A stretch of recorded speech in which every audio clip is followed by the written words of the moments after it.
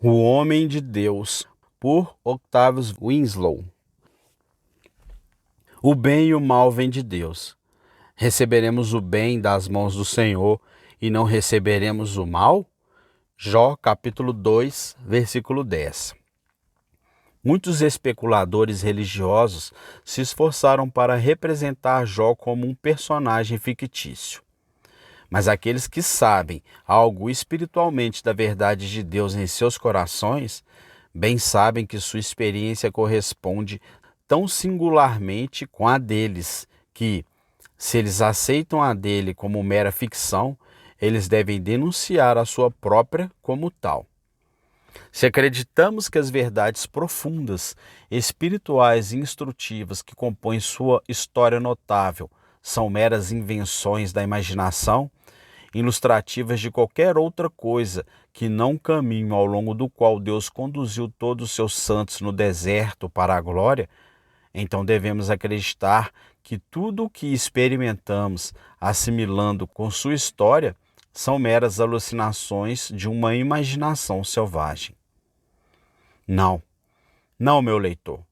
Jó era um homem de Deus, um homem segundo o coração de Deus, e todas as relações de Deus com ele foram projetadas para ensinar à Igreja de Deus algumas de suas lições mais espirituais e abençoadas para a era mais remota do mundo.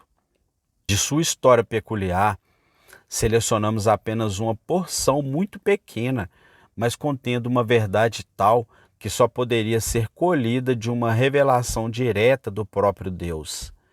Que o Espírito da Verdade nos dê, mesmo que apenas no mais mero esboço, uma experiência sincera de sua santa instrução e conforto. Esta declaração impressionante de Jó envolve uma grande verdade. Na experiência do homem de Deus, tanto o bem quanto o mal fluem da mesma fonte divina, e que se recebemos o bem das mãos de Deus, não deveríamos alegremente aceitar como se viesse da mesma mão aquelas dispensações difíceis e aflitivas que não são sinais menores de seu amor e realizar o bem que seu caráter sombrio esconde? Receberemos o bem das mãos do Senhor e receberemos o mal? As palavras começam onde todo filho de Deus deveria, quando ele pega sua caneta para registrar os períodos mais sombrios de sua história, com a bondade de Deus. Alguns têm escalas apenas para provações, alguns mergulham seus lápis apenas em cores escuras. Eles são eloquentes e fluentes ao descrever as providências de Deus. Mas pergunte a eles sobre suas misericórdias, as luzes brilhantes em sua imagem, o carpete verdejante e florido de sua paisagem. E aí? Eles são mudos. Ao falar da bondade de Deus, não conseguimos encontrar paralelo. Ela é tão peculiar, tão parecida consigo mesma, que não temos como comparar. Todas as imagens, símbolos e tipos parecem desaparecer no momento em que tentamos revelar a bondade divina. Às vezes, a comparamos a uma fonte. Essa fonte pode secar, mas a fonte da bondade de Deus nunca seca. Nós a contrastamos com o sol. Esse sol não tem luz própria. Ele atrai cada raio do próprio Deus, a fonte da luz. Mas a bondade de Deus é essencial e eterna. Oh, como todas as imagens desaparecem em total insignificância quando tentamos revelar o que Deus é. No entanto, podemos falar disso, e o que é mais doce do que tudo, podemos experimentar isso, com o qual não podemos encontrar comparação à bondade de Deus. O mundo é o recipiente da bondade de Deus. Oh, é um pensamento comovente, uma verdade solene. Este mundo ímpio está neste momento se bronzeando nos raios da bondade de Deus, mas jogando de volta em seu rosto nada além de blasfêmia, infidelidade e pecado. Esta verdade encontra uma aplicação em seu coração, meu leitor? Ela, como o espelho, reflete sua imagem moral? Você é como aquela rocha aquecida com raios e úmida com orvalho, mas não produzindo frutos? Você é como a areia que circunda o oceano, lavada com suas ondas, mas não exibindo nenhuma verdura? E ainda assim, o sol concentra seus raios sobre aquela rocha, e ainda assim, a areia é lavada pelo oceano. E apesar de todos os retornos básicos que você faz, a bondade de Deus enche sua taça, guarda sua pessoa, provê suas necessidades, enquanto ele não recebe nada em troca além de ingratidão, indiferença e pecado. Não, uma negação prática do próprio Deus. Mas é especialmente do crente que agora falaremos, como aquele que recebe o bem das mãos de Deus. Que declaração é esta? Ó amados, quem pode revelar a vocês o que está contido nessas palavras? Recebemos o bem das mãos de Deus? Tentaremos ajudá-los a considerar esta verdade. Ao se entregar para ser o Deus da aliança de seu povo, Deus lhes dá um oceano infinito de bondade. A fé coloca sua mão sobre Deus e diz: Este Deus é meu Deus. E olhando prospectivamente para o brilhante término da vida, a fé acrescenta: E ele será meu guia até a morte. Ó, quão poucos melhores de nós sabem o que possuímos ao possuir Deus. Ó, o pensamento não expandiu seu coração enquanto trilhava seu caminho cansado. Este Deus é meu Deus, o que mais posso desejar? Sim, e não se esqueça de que Deus primeiro dá ao seu povo o melhor e o maior. Por quê? Para nos ensinar, porque se ele nos deu a si mesmo o maior, o que mais ele reterá? Este é um pensamento encorajador para o espírito deprimido. Se a nossa fé pode se apegar a esta verdade, o próprio Deus é meu, então a fé argumenta: o que mais ele não me dará? Você sabe disso por experiência própria? Seu coração brilha com isso?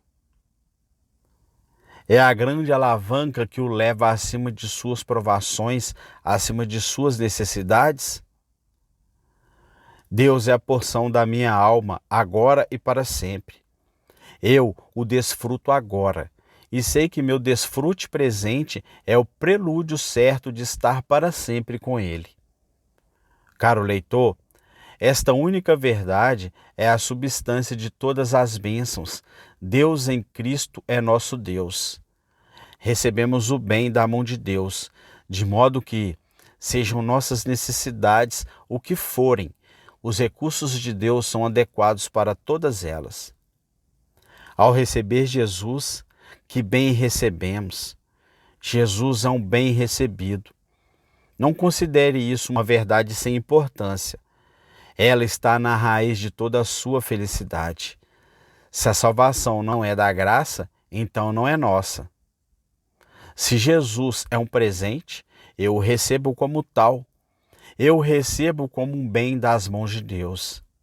E que bem eu recebo ao receber Jesus. E quem aprove ao Pai que toda a plenitude habitasse, Jesus, meu Redentor, que resgatou minha alma, em quem o Pai depositou todo o bem. Que bem possível pode haver que eu não tenha em Cristo? Nosso grande pecado, pelo menos um deles, é limitar Jesus, limitar seu poder, limitar seu amor e limitar suas graças. Se eu olho para a minha tristeza e digo que ela é muito profunda para a simpatia de Cristo, eu o limito. Se eu olho para as minhas corrupções gigantescas e digo que elas são muito grandes para a graça de Jesus subjugar, eu o limito. Se eu acho que minha dificuldade na vida é muito intransponível para o poder de Cristo, então eu o limito. Mas, Se em fé simples vejo que, ao receber Jesus como um presente, recebo todo o bem nele, então sou capaz de me elevar superior a todas as minhas circunstâncias, viajando para alguém a quem Deus fez cabeça sobre todas as coisas para a sua igreja.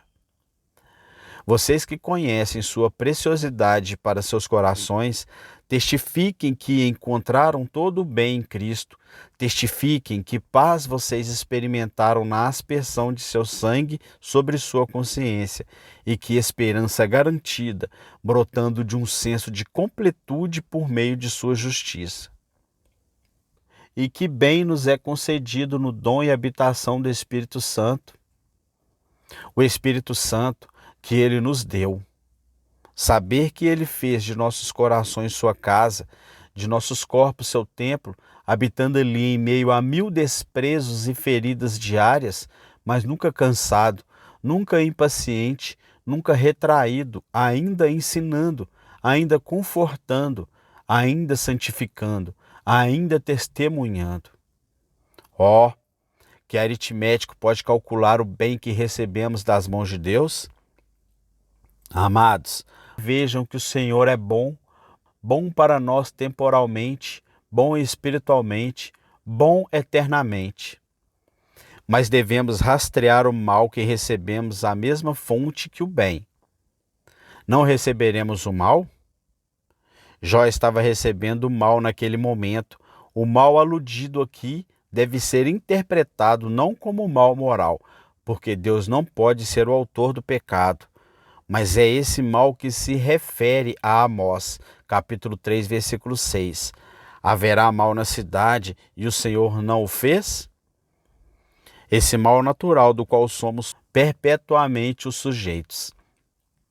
O bem não misturado não é a porção nem mesmo dos santos de Deus. Não temos dúvidas sobre qual pesa na balança, pois o bem transcende infinitamente o mal, mas é misturado. O bem não misturado é reservado para o céu. Lá, tudo é pura bem-aventurança não misturada, aprofundando-se conforme o oceano flui pela eternidade. Mas aqui, o bem e o mal em nossa história são sabiamente e felizmente combinados. Receberemos o bem das mãos de Deus e não receberemos o mal?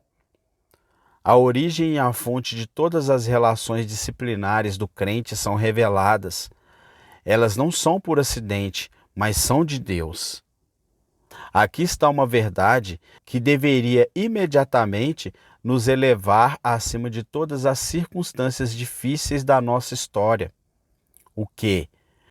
O absinto flui da mesma mão que me dá o mel? O quê? Aquela nuvem escura que pairava sobre minha alma saiu da fonte que me dá a luz? O golpe que me atingiu tão severamente veio do coração que me deu Jesus? Sim, o bem e o mal fluem igualmente da mesma fonte divina e preciosa, até mesmo seu Deus da aliança. Oh, é uma verdade abençoada ver tudo fluindo de Deus. A mesma mão que me fere, curando minha ferida, a mesma mão que me derruba, me levantando, o mesmo Deus da aliança que se envolve em algum desígnio sombrio, me diz que Ele é meu no mesmo momento. Mas a questão parece se colocar desta forma: não devemos esperar o mal? Não quero dizer que devemos viver sempre em uma antecipação sombria de provação. Muitos dos santos de Deus vivem naquele humor infeliz e, eu acrescentaria, profano, sempre antecipando o mal. No entanto, há um sentido em que devemos esperá-lo. Deveria nos pegar de surpresa? Podemos estar tão absortos na bondade de Deus a ponto de não esperar que haja o contrapeso do mal. Não deveríamos estar despreparados para isso quando vier? Só tomaremos uma xícara para o bem e não para o mal? Duvidaremos da sabedoria de Deus, impugnaremos a verdade de Deus, suspeitaremos do amor de Deus quando o mal vier? Pensaremos que toda a perfeição de Deus está incorporada no bem e o mal não deve expor nem revelar nenhuma parte do caráter e do governo administrativo de Deus? Nossa fé perderá seu domínio sobre Deus como a fonte da bondade no momento em que Ele achar adequado remover o bem e enviar o mal? Deus nos livre. Veja o que é que faz até mesmo o mal que Deus envia ser bom, porque Ele o envia. E quando Ele realmente se torna bom para nós? É quando Deus o santifica tanto que Ele opera o bem em nós. Quando Deus o emprega para corrigir e remover nossos pecados. Oh, que bem nós então o encontramos. Quando Ele nos torna mais semelhante a Deus em sua santidade, quando Ele cria um vazio que o próprio Deus preenche, quando o espírito de oração é despertado e Jesus, o irmão simpatizante, se torna mais precioso para as nossas almas. Oh, que bem é então extraído de nosso mal. E por esse bem negativo, nós o louvamos. Aprendamos com este assunto a acolher todas as variadas relações de nosso Pai, sejam elas expressas em bem ou mal. Todas são boas. A maldição removida e o pecado cancelado por Jesus, não há mal real nem mesmo na mais aflitiva dispensação de nosso Deus. Aceite então sua tristeza, receba sua provação, acolha sua aflição como um bem envolto, oculto e invisível agora, mas depois para brilhar como o sol, quando a nuvem de tempestade que a cobriu derreter em luz e beleza. Não seja feita a minha vontade, ó meu Pai, mas a tua. Em pouco tempo, nosso bem será puro e sem mistura. Nenhum pecado amargará nossa felicidade, nenhuma tristeza obscurecerá nossa alegria. Nosso sol não mais se porá, nem a lua se retirará, porque o Senhor será uma luz perpétua e os dias de nosso luto terminarão.